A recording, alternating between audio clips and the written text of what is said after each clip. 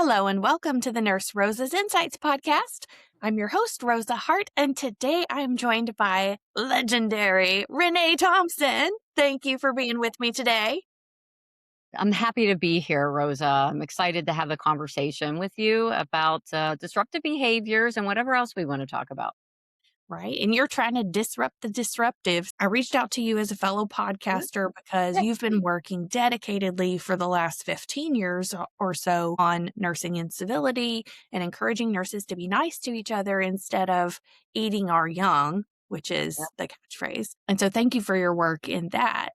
And then in the course of getting ready for this episode, you shared with me that you were a stroke coordinator before it was cool, Mhm. before my area even had any stroke programs. So also let me say thank you for your leadership in that as well, because I've definitely seen the impact it has made. And I know that if you were doing it at that time, you were really working on setting the standard that we now go by. Yeah, it was really good work. And I worked with an amazing group of neurologists and pharmacists and especially interventional radiologists. It was a defining time in my career as a clinical nurse. I miss it. I'm not in the clinical setting anymore, but I have really great stories. I have a true appreciation for early identification, getting those patients into the hospital so that we can intervene. Because as you and I were talking, time is brain. Yep. Yeah, good work that we did. That's right.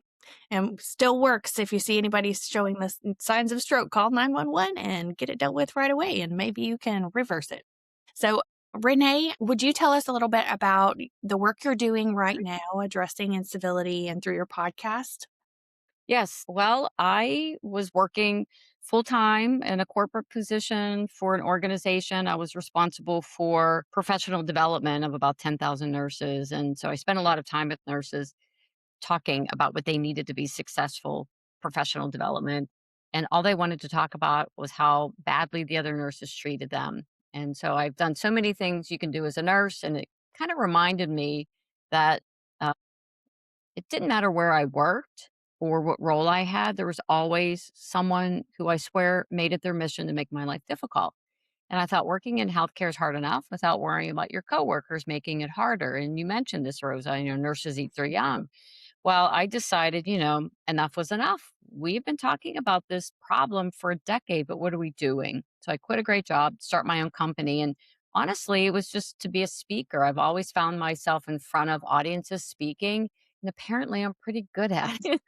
It's my happy place. I got a lot of positive feedback. I'm like, yeah, I can do this. Well, that was 15 years ago.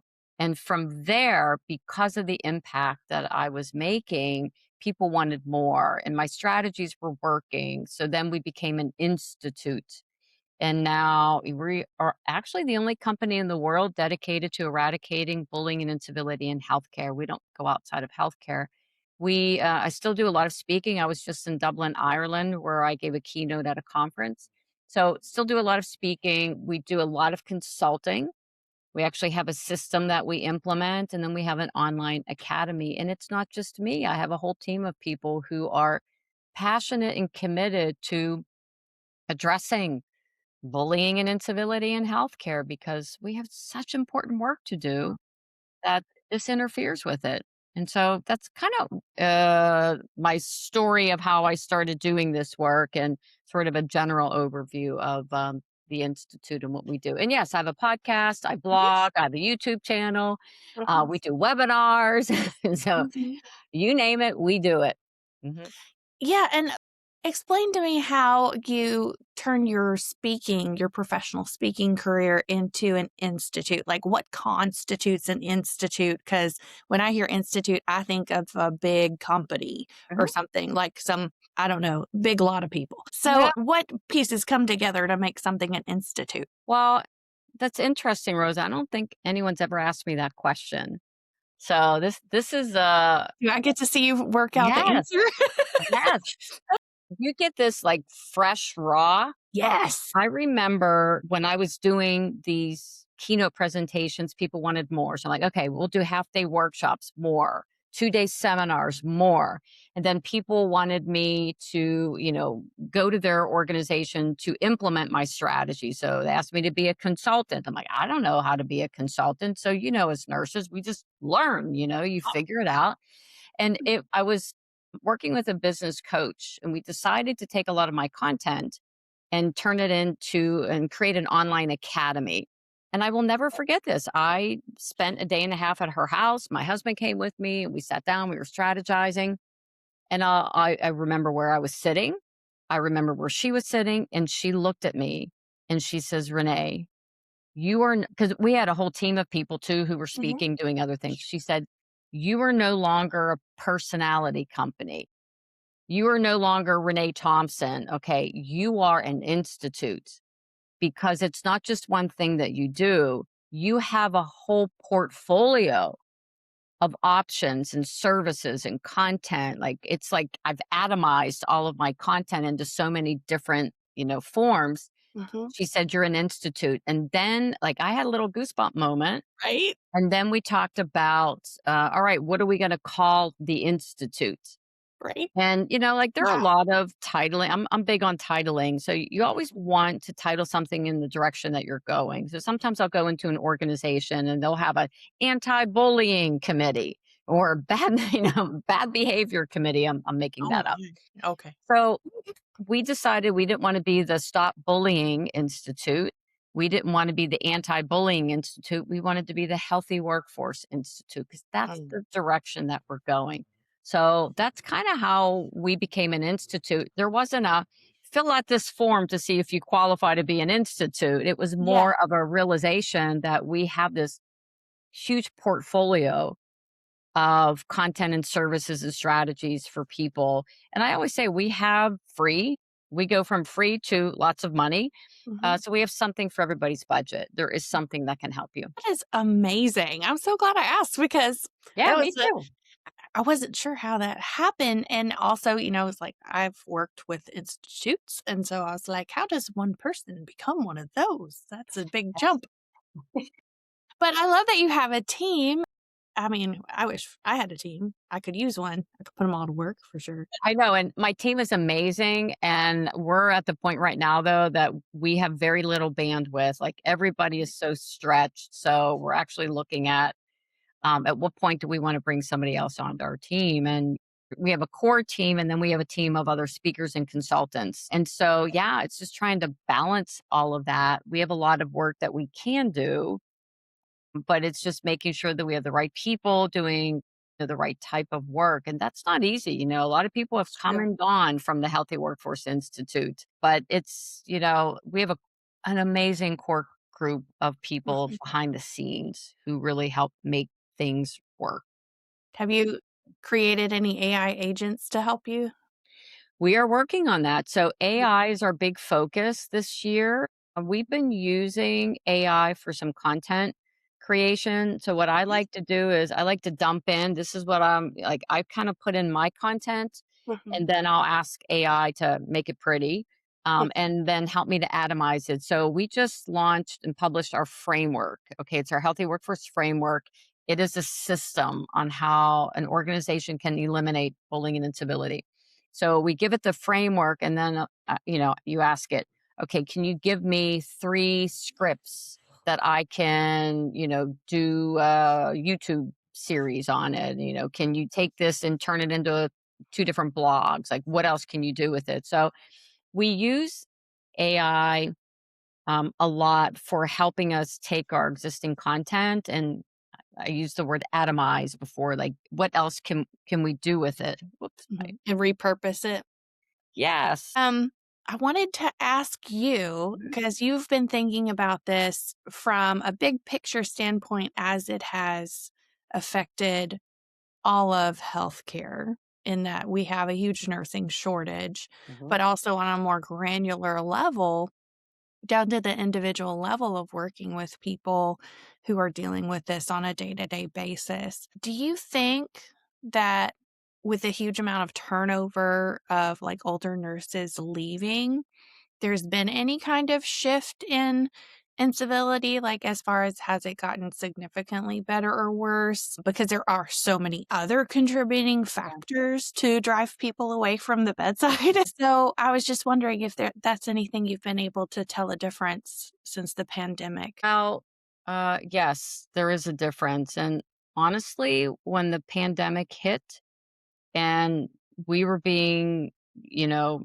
called heroes and people were coming together as a team to, do what they needed to do, there was a lot of kindness and respect and people were treating each other so well. And then I thought, hey, maybe it's going to take a pandemic to remind people that there's nothing more important than the way they treat each other and how people, you know, show up every day to help each other. And I thought, my gosh, maybe I can close my company. And you know what, Rosa? I was okay with that. Right? I could Because you spend more would have time with my your grandkids. your Okay. Like, mission would have been fulfilled. Yeah. yes, exactly. Well, that didn't happen. And actually, it's a common question people ask me is bullying and incivility, are they getting worse or are we just getting better at reporting it? And the answer is both. We are getting better. We've heightened awareness. We are reporting it, but it is getting worse. And a lot of people will say, well, it's just a reflection of society. Society has gotten meaner, cynical. They lose patience with people. Think of people in the store or at the airport or in a car. However, I think it's a terrible excuse because I think, aren't we part of society? Are we okay with that? It's just like, well, that's just the way it is here. But Nurses do think you you're young. That's just the way it is in nursing. Are we okay with that? I'm Well, not. and I wanna push back on that because the rest of society feels like they can go to HR and report things, and Oh, nurses yeah. historically have not felt that way, Yeah. right? We Yeah. don't feel like we have somebody to go to share our grievances about, our feelings about how somebody talked to us or Yeah. whatever. Or if we did, then you come back to the unit and they're like, don't talk to her anymore. She talked to HR. And so then you get shunned or whatever by what the whole unit or the whole hospital because you're the snitch or whatever.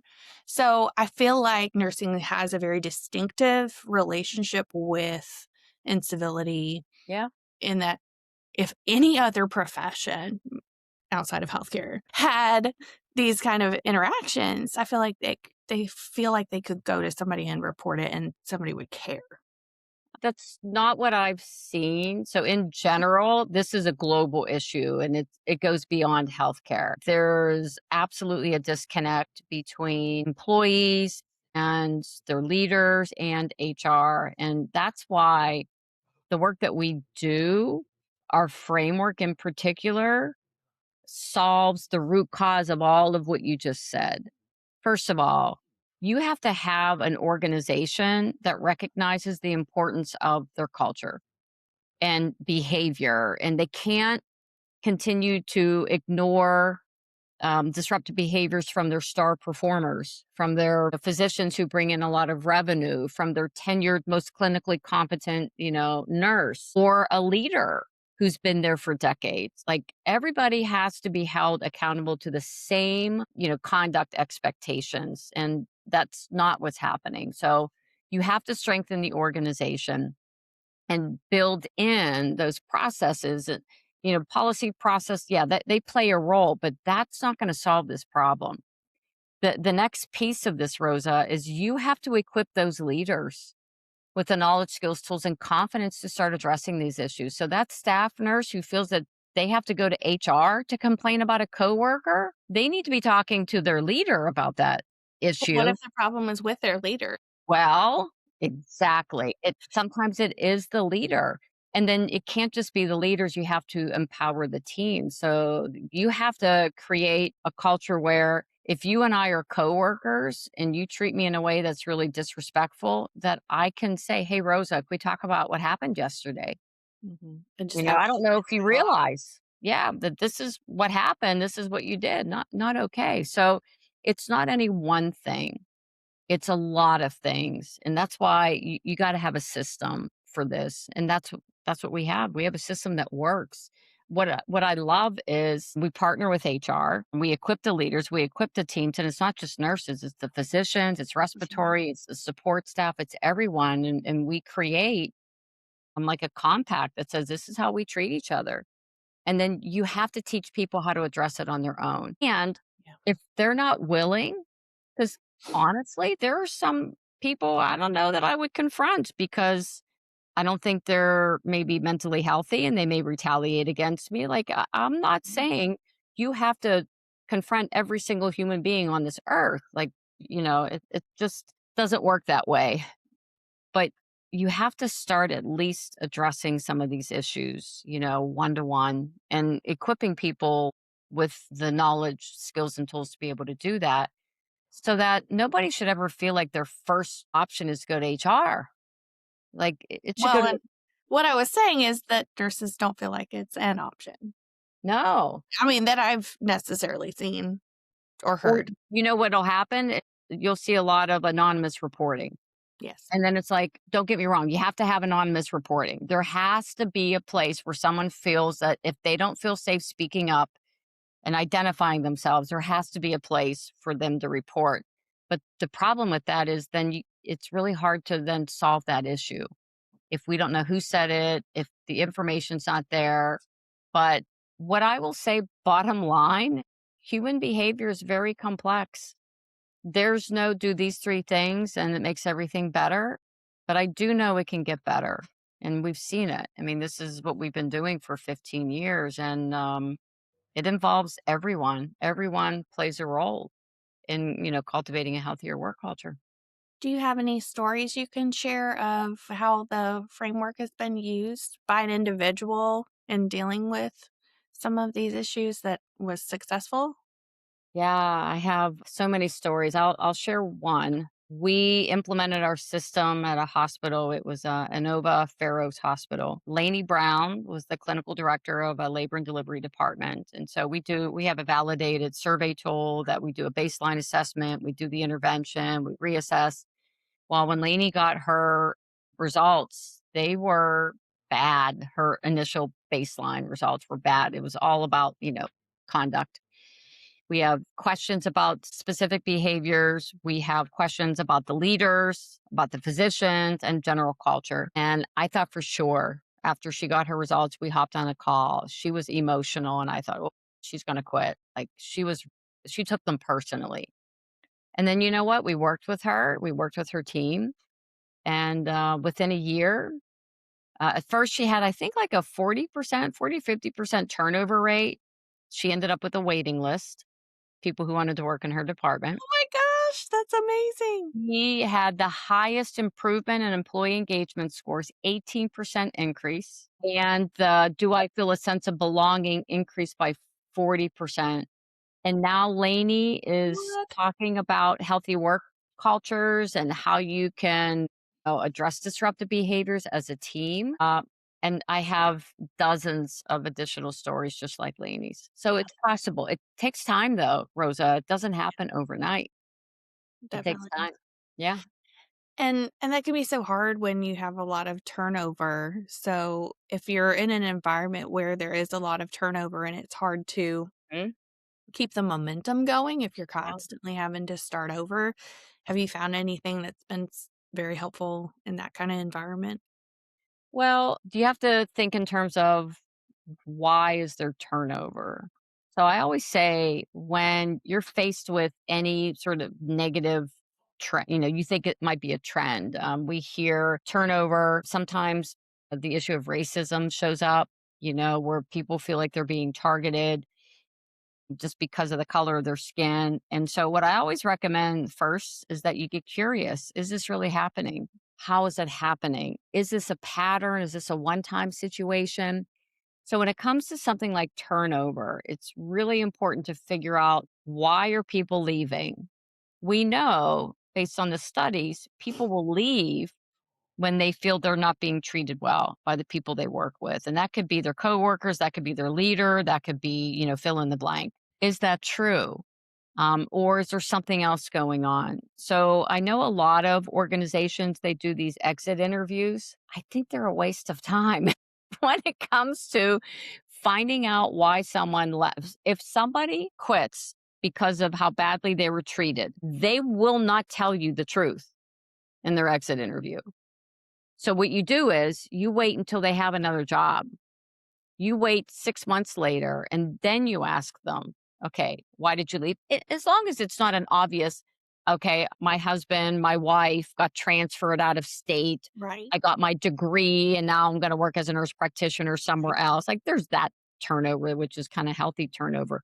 But the turnover, you think, "Why did this person leave? They've only been here for 6 months." Yeah. 3 people in one department quitting out the same week. Yes. Even when I was a unit manager, I would walk into my unit and I would have resignation letters taped to my door. And definitely it was usually it's culture. If it's not location, advancement, it's usually culture.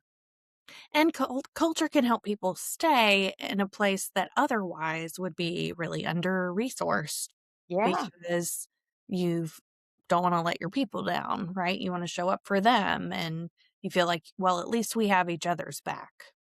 Yeah, there was a McKinsey report came out. It was in 2022 that basically said, we all have it wrong. Burnout and turnover aren't caused from, workload or compensation. They're caused from toxic workplaces. Mhm. And we know, especially this generation, if they think their, organization is toxic, they will leave. Mhm. They won't look, behind them. They will just that's it, they're done. They won't put up with it where some of the people who have been there for decades, they've gotten so used to it, they've gotten numb to it, it's just the way it is. Like, do you think a lot of it is the fact that, these kids have grown up with I say kids, my son is 16, and he has informed me that I knew the dinosaurs. I didn't know that, but Oh, apparently he did. So, do you think they've grown up in this globalized, like, consciousness where they know there are other options out there? oh, absolutely. Realize, especially when you've got a staffing crisis, I don't have to stay here. I've got other options. Where when I became a nurse, there weren't a whole lot of options. You had to take what was available. And and this is the way nursing has been for years, these ebbs and flows. We have a shortage and then we have an overabundance and then a shortage and then an overabundance. And, it's cyclical. But when people are leaving the profession because of bullying and incivility, there's leaving the organization, but when they're leaving the profession too. And I think, oh my gosh, these are amazing nurses who are leaving us because of this problem. We need to do something. Yeah, exactly. And, do you think it's because they hear terms like "nurses eat their young" and they're just like, "Well, it can't be better anywhere else"?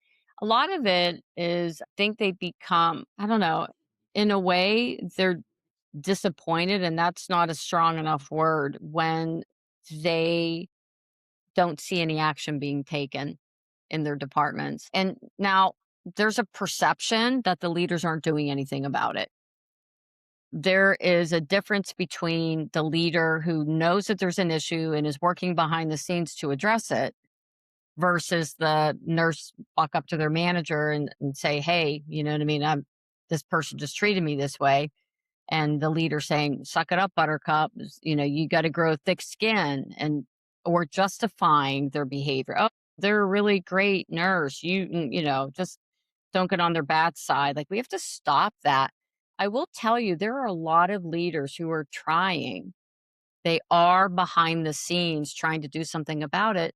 But think about this, confronting someone is not easy. No. Especially, you think of a lot of new nursing leaders. These are young people, new to leadership. Some of them have clinically competent nurses who are, twice their age and who are clinically competent, but may be incredibly disruptive. How comfortable is that brand new leader going to be confronting that competent nurse who's twice their age? They're not. And, we as humans, we do what's comfortable. We don't do anything. Well, You know, and down in the South, it might even be taken as disrespecting their elders. exactly. So it's multifactorial. Yeah. And again, human behavior is so complex, but we have to at least recognize. that I always say I never want to demonize anyone. Like I don't want to demonize HR. I don't want to demonize physicians, the leaders, administration, the nurse who's been there for, decades. We tend to talk about them in very negative ways, but um, But they didn't quit. Like, respect. They're the only ones holding the line left. they are. And so, how do we kind of put all of that aside and say, how do we come together as an interprofessional team to first identify that this is an issue and what can we do about it? And like I said, it's not any one thing, it's a lot of things that are required to create that culture where bullying and incivility are immediately rejected. Like, nope, we don't do that here. And, kindness, respect, professionalism become that new norm. I've seen it happen. I've seen it happen in departments where I thought, oh, I don't know about this one. It's pretty rough here.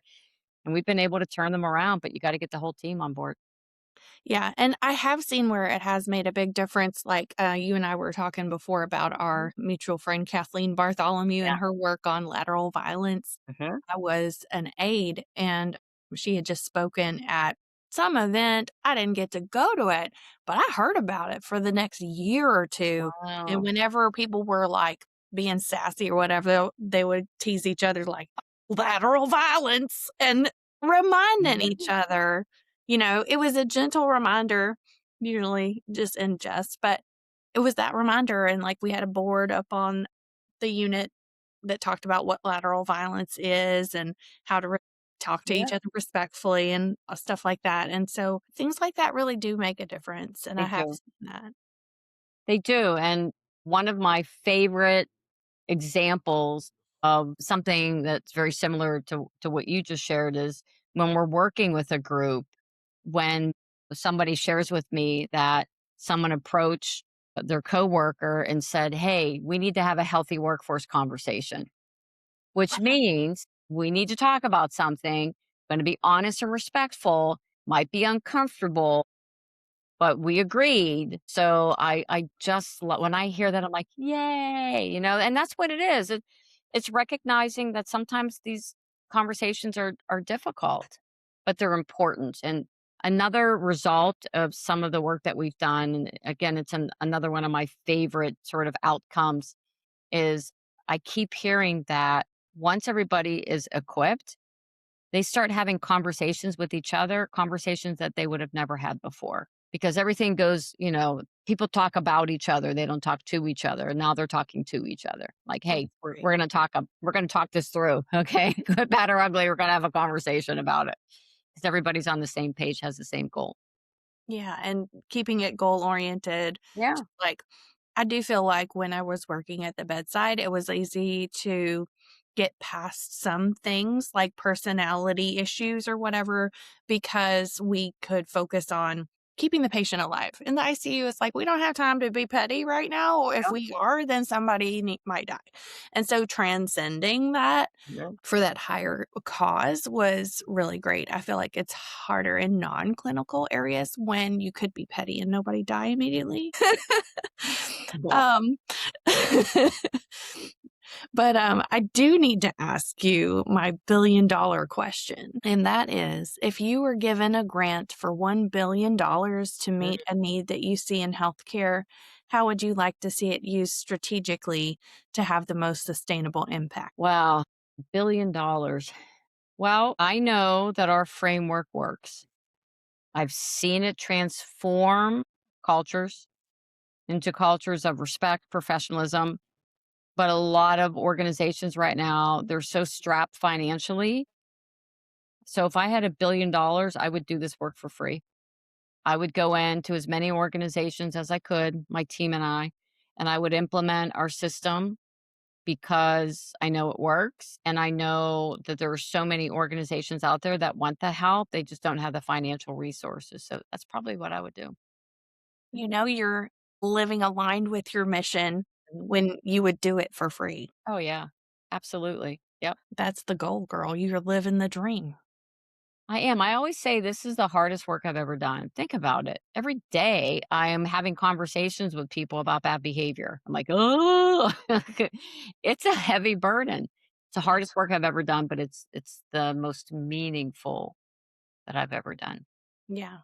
And it's so needed, so needed. And, like you said, you see the results. Good. So sometimes it can get discouraging when you don't fix it all at once. But when you can celebrate each individual win that you hear about, that Yeah. means, you can lay your head on your pillow at night and know you made a difference and wake up in the morning and know you can do it again.